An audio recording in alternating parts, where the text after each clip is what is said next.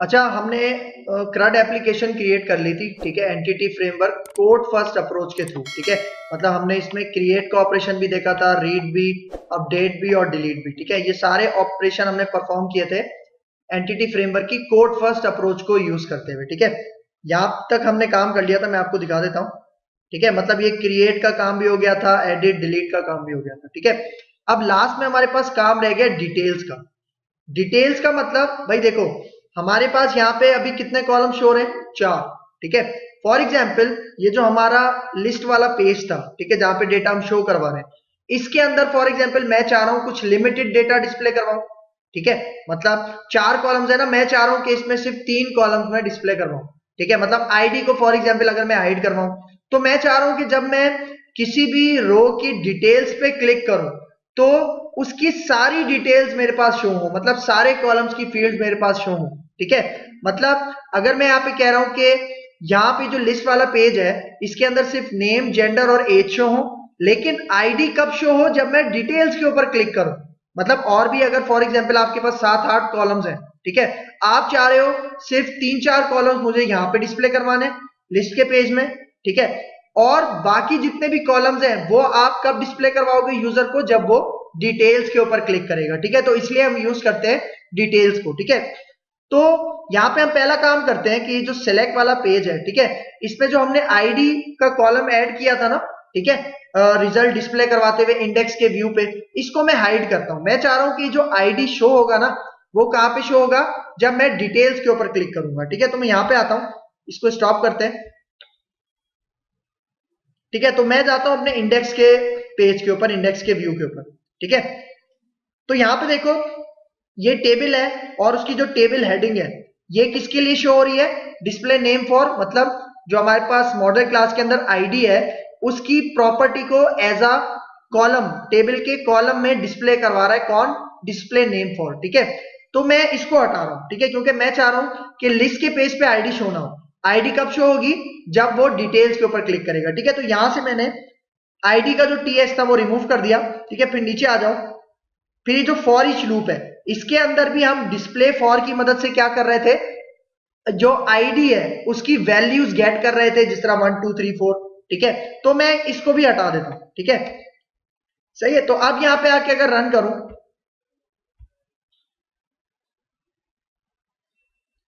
ठीक है, अब यहां पे देखो, अब आईडी मैंने हटा दी तो आईडी नहीं आ रही, सिर्फ क्या आ रहा है, नेम, जेंडर और एज। अब मैं चाह रहा हूं फॉर एग्जाम्पल ये उस्मान है लास्ट में, मैं चाह रहा हूं इसकी मैं डिटेल्स के ऊपर क्लिक करूं तो डिटेल्स के पेज में चला जाऊं, और जितनी भी डिटेल्स है जो मैंने यहां पे हाइड करवाई हुई है लेकिन डिटेल्स पेज पे मैं डिस्प्ले करवाऊंगा, ठीक है। तो अभी देखो होगा क्या, अभी मैंने डिटेल्स का टेम्पलेट वगैरह उसका पेज नहीं बनाया, तो अभी अगर मैं डिटेल्स पे क्लिक करूं तो आप रिजल्ट देखना, ठीक है। ये उस्मान की रो है, इसकी डिटेल्स पे मैं क्लिक कर रहा हूं तो अब आप रिजल्ट देखना।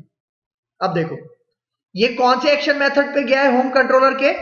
डिटेल्स में, और उसके साथ क्या लेकर गया है, 4 आईडी। ये आईडी किसकी है, ये आईडी है उस्मान की वाली रो की, ठीक है। तो अब मुझे क्या करना है, एक डिटेल्स का एक्शन मेथड बनाना है और उसके अंदर एक इंटीजर पैरामीटर बनाना है जो इस 4 को क्या करेगा, कैच करेगा, ठीक है। तो यहां पे आते हैं, इसको मैं स्टॉप करता हूं,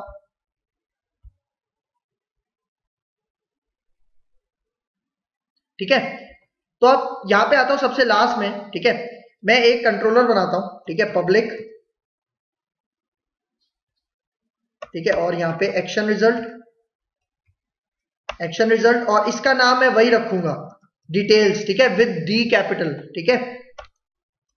क्योंकि इसी एक्शन मेथड के ऊपर जा रहा था जब मैंने डिटेल्स के लिंक के ऊपर क्लिक किया था। और इसके पैरामीटर में मैं क्या बना दूंगा, एक आईडी, ठीक है, वो जो 4 आ रही थी वो ये आईडी के वेरिएबल में आ जाएगी, ठीक है। तो अब यहां पे आता हूं, रिटर्न करवाता हूं एक व्यू, ठीक है, सही है। और देखो ये जो हमारे पास इसका मैं व्यू बनाऊंगा, इससे पहले मुझे क्या करना है, देखो मैं यहां पे आता हूं और मैं कहता हूं कि एक वेरिएबल बनाता हूं और इसका नाम मैं रखता हूं डिटेल्स आईडी, ठीक है,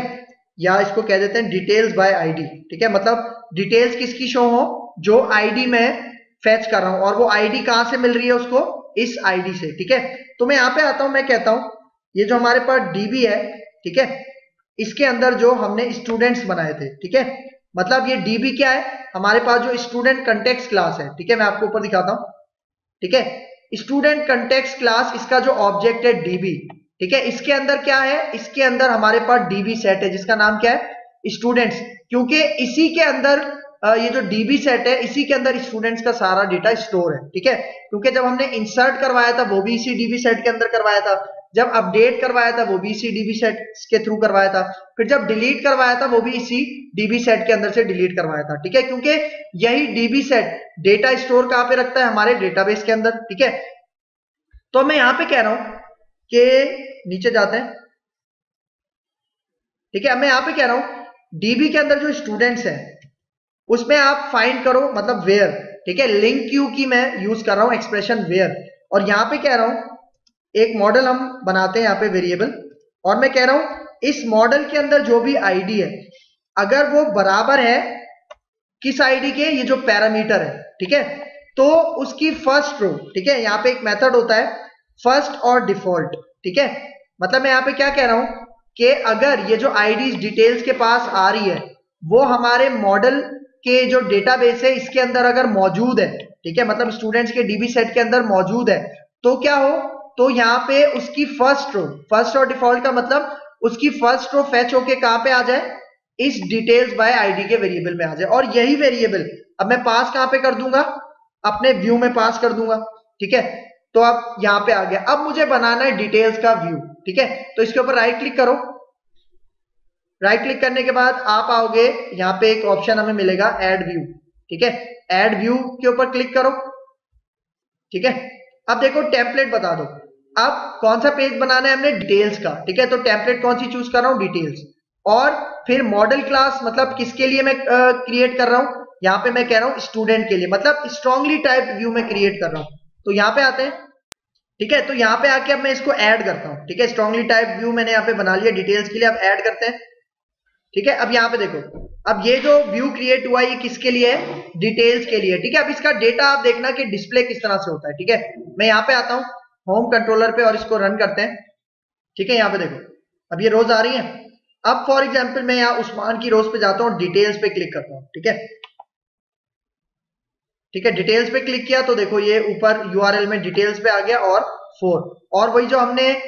व्यू में पास किया था, ठीक है, रो फाइंड करवा के, ठीक है, 4 की रो फाइंड करवा के वो हमारे पास अब डिटेल्स के पेज में आ रहा है, देख रहे हो डिटेल्स का पेज इस तरह से डिस्प्ले हो रहा है। लेकिन अभी एक चीज नोट करो, डिटेल्स के पेज में आईडी शो नहीं हो रही, क्योंकि डिटेल्स के पेज में हमने आईडी कहां से हाइड करवाई थी, जो हमारा लिस्ट वाला पेज था, इंडेक्स वाला, और हम क्या चाह रहे थे कि आईडी कहां पे शो हो, जब वो डिटेल्स वाले पेज पे क्लिक करे, ठीक है, तो आईडी यहां पे आनी चाहिए। तो ये जो डिटेल्स का व्यू जनरेट हुआ था ना,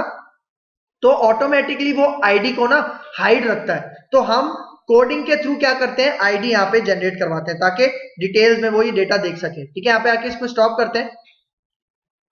ठीक है, अब डिटेल्स के व्यू में जाते हैं, ठीक है, तो यहां पे देखो, देख रहे हो, अच्छा अब देखो हमने डेफिनेशन लिस्ट और डीटी मतलब डेफिनेशन टाइटल और डेफिनेशन डिस्क्रिप्शन ये टैग्स एचटीएमएल में पड़े हुए हैं, ठीक है, तो उसके अंदर वो क्या कर रहा है, हमारा डेटा डिस्प्ले करवा रहा है, ठीक है, मतलब देखो ये जो डीटी है इसके अंदर उस मॉडल नेम की, मतलब मॉडल के अंदर जो नेम की प्रॉपर्टी है उसका नाम शो कर रहा है, और वैल्यू किस में शो कर रहा है, डिस्प्ले फॉर की मदद से, मतलब डिस्प्ले नेम फॉर हम क्यों यूज करते हैं, जब हमें उस मॉडल प्रॉपर्टी का नाम चाहिए, ठीक है, और डिस्प्ले फॉर क्या करेगा, डेटाबेस के अंदर जो मॉडल नेम की वैल्यूज है वो गेट करके डिस्प्ले करवाएगा। तो मुझे क्या करना है, यहां पे आईडी भी डिस्प्ले करवानी है, आईडी किससे पहले, नेम से पहले, तो मैं इन दो को कॉपी करता हूं और इसी डेफिनेशन लिस्ट के अंदर रहते हुए इसको पेस्ट करता हूं यहां पे, और यहां पे मॉडल डॉट नेम के बजाय यहां पे क्या कह दूंगा, मॉडल डॉट आईडी, ठीक है, फिर इसी तरह यहां पे इसकी वैल्यूज के लिए भी मॉडल डॉट आईडी, ठीक है। तो अब अगर मैं यहां पे आके रन करूं तो अब डिटेल्स में मुझे क्या शो होंगी, आईडी का कॉलम भी मतलब शो होगा, ठीक है, ठीक है। अब यहां पे देखो, ठीक है, ये उस्मान है, ठीक है, इसके मैं डिटेल्स पे जाता हूं, ठीक है, तो यहां पे देखना, ठीक है, देखो अब डिटेल्स के पेज पे आ गया और आईडी शो हो रही है अब 4, ठीक है, मतलब कुछ डिटेल्स आप सेलेक्ट के पेज पे दिखाओ, इंडेक्स के पेज पे, और बाकी जितनी भी डिटेल्स हैं वो आप डिटेल्स के पेज पे दिखाओ, ठीक है, इस तरह से आप कर सकते हो। अच्छा बैक टू लिस्ट करते हैं, for example back to list में अब मैं जो आमना है इनका देखता हूं, यहाँ पे डिटेल्स पे क्लिक करते हैं, तो इसकी आईडी 3 और उसका डेटा हमारे पास शो हो रहा है, ठीक है। अच्छा, एक चीज और नोट करो इस डिटेल्स के व्यू में, यहाँ पे एडिट भी आ रहा है, मतलब कि अगर डिटेल्स मैंने देख ली, अब मुझे इन डिटेल्स को एडिट करना है, तो जैसे ही मैं एडिट के लिंक के ऊपर क्लिक करूंगा तो वो जो हमने एडिट के लिए एक्शन मेथड बनाया हुआ था वो आ जाएगा। मतलब यहां से अब मैं उसी डिटेल को जिसकी मैं डिटेल्स देख रहा हूं, ठीक है, उसको मैं यहां से एडिट भी करवा सकता हूं, ठीक है। और एडिट का काम हमने पिछले लेक्चर्स में देख लिया, ठीक है। तो इस तरह से हम क्या कर सकते हैं, इस तरह से हम फॉर एग्जाम्पल ये जो CRUD एप्लीकेशन है उसके अंदर क्रिएट, एडिट, डिलीट और डिटेल्स का काम कर सकते हैं। क्लियर है यहां तक?